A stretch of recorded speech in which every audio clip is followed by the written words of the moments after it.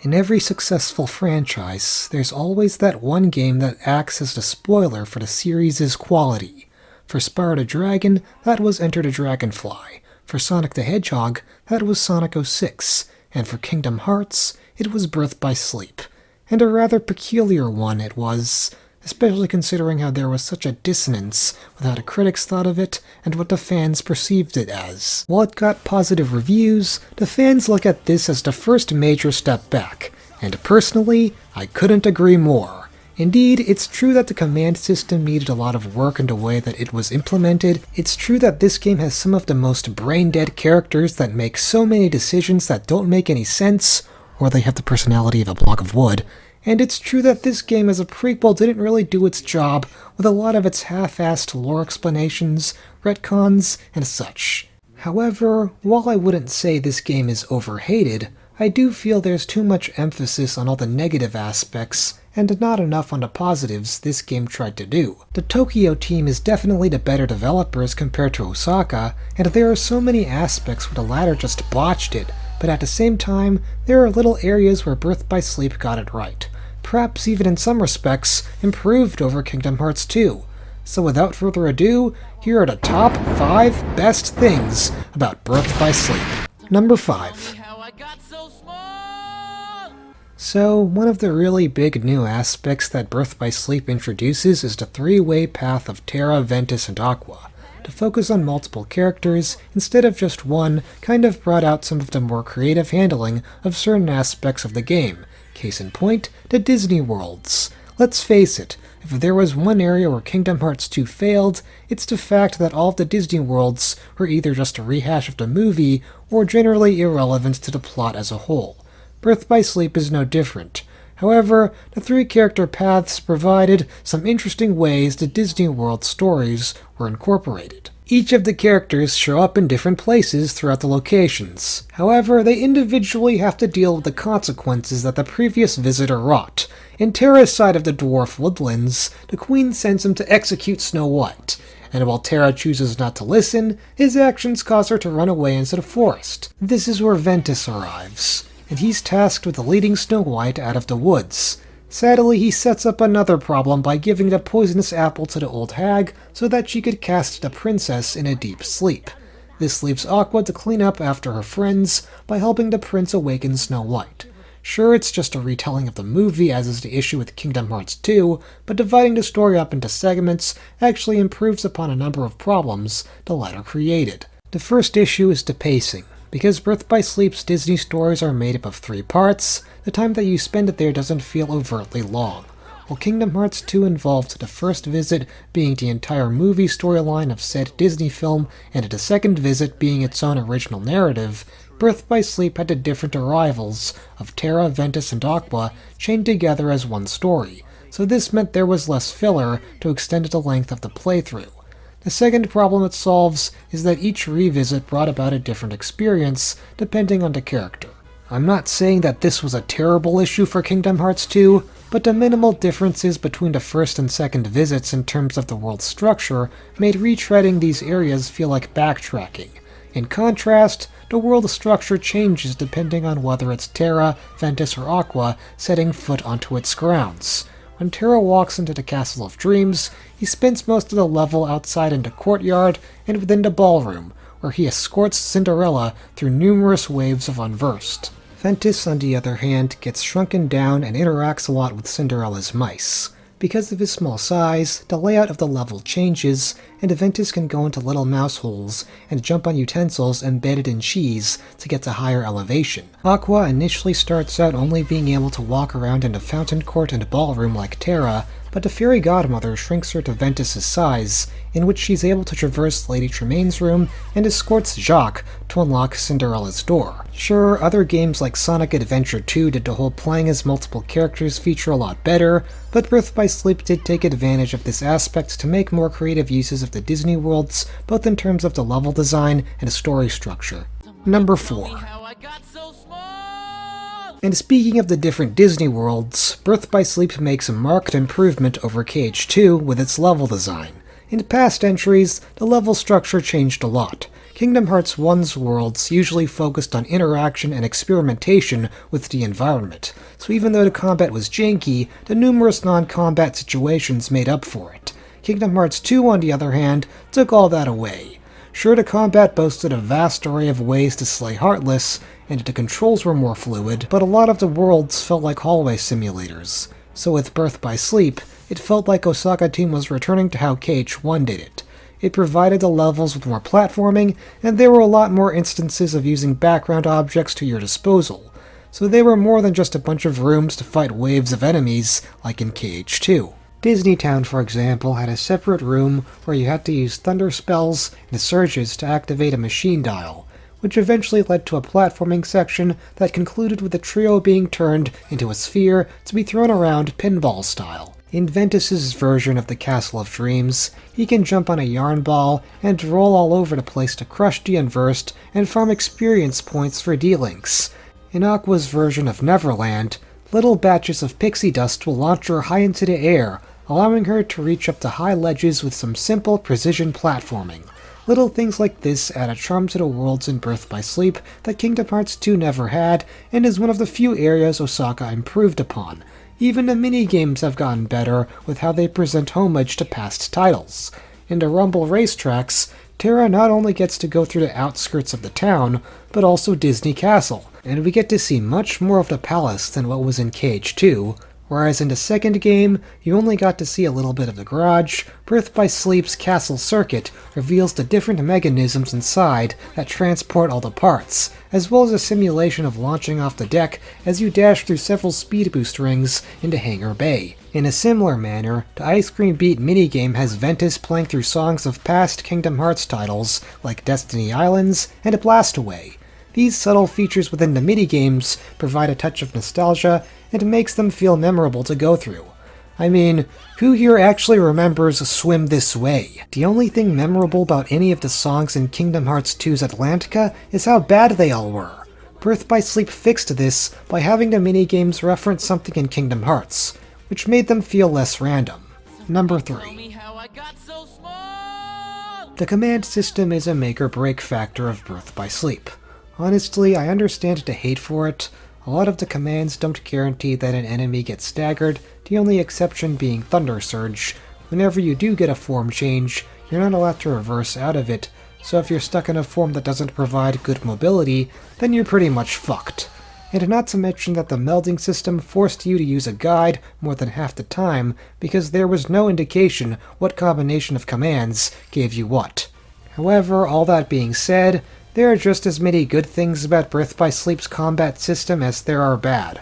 First off, it makes navigating the action menu a lot easier while fighting. Scrolling through the menu in KH1 and 2 required a bit of multitasking.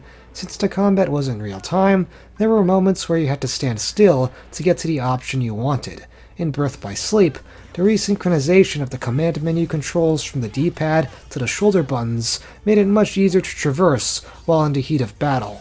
Sure, KH1 and 2 had the shortcut menu, but it was limited with the number of slots it had. The command menu allowed you to hold a lot more, and in a lot of ways, was a more refined version of such. Another area where the command menu did really well was the sheer variety of ways to take out your enemies. KH2 had drive forms and limits to go along with your magic and abilities. While Birth by Sleep revamped a lot of the elements of KH2's battle system, it also boasted a multitude of methods to kill your foes. One of these included D-Links, which changed your deck to match abilities of a specific character. The big gimmick with these is that you can level these up to get an upgraded set of commands, as well as a new finisher. Yeah, it's true that it's not perfect, especially considering that some of your different commands can be worse than your original set. Still, it can get you out of difficult situations. In Ventus's campaign, his weak hits don't do much damage, which makes it hard to deal with mobs. Cinderella's level 2 finisher, Miracle Dance, unleashes a wave that knocks back enemies and does good damage. In early game, when facing off against a tough boss that's constantly pummeling you, Aqua's D-Link has a cure spell in her deck that can come in handy when surviving heavy hitters like Wheelmaster or Mad Trent. Sadly, I couldn't quite say the same for the Shotlocks. They kinda messed with the pacing of the battles, and it felt like a get-out-of-jail-free card, considering how overpowered most of them were, that you could cheese the boss in a way. The final thing I'll mention is that the game introduces a variety of ways to level up your commands. Instead of just having an experience system, the command board allows you to gain new commands as well as level up your old ones. Now, how the command board was implemented is another story, but it still was an unconventional way to upgrade your abilities and characters apart from the usual grinding out of experience points like the predecessors had.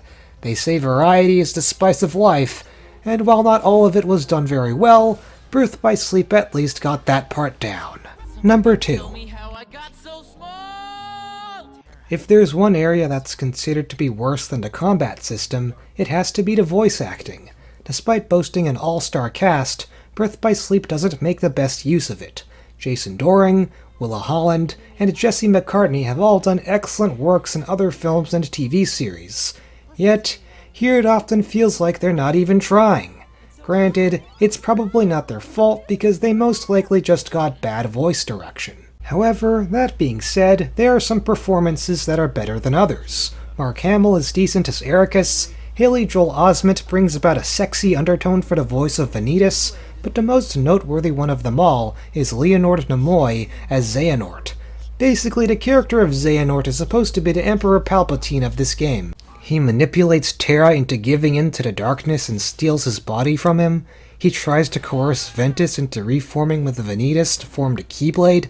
He's one of those villains in which on the surface, he keeps up an appearance that's meant to conceal his true purpose. However, instead of delivering the smooth, devious voice of Ian McDiarmid's Sheev Palpatine, Nimoy opts to add a bit of gruffness to his voice, almost as if he's suffering from the common cold. It's such a contrast to what he delivers as Spock, and you'd think that it'd make him feel less intimidating, but somehow through it all, he sounds sinister. Perhaps it's because despite this voice making him sound lean and old, there are little points of inflection that provides a bit of a devious tone. KHII, the most ancient term. Some say KHII, but the meaning is the same. Death, a letter that spells endings. It's hard to point down, but Xehanort's voice was definitely the one brimming with the most amount of character, with Hamill a close second and Osment a distant third.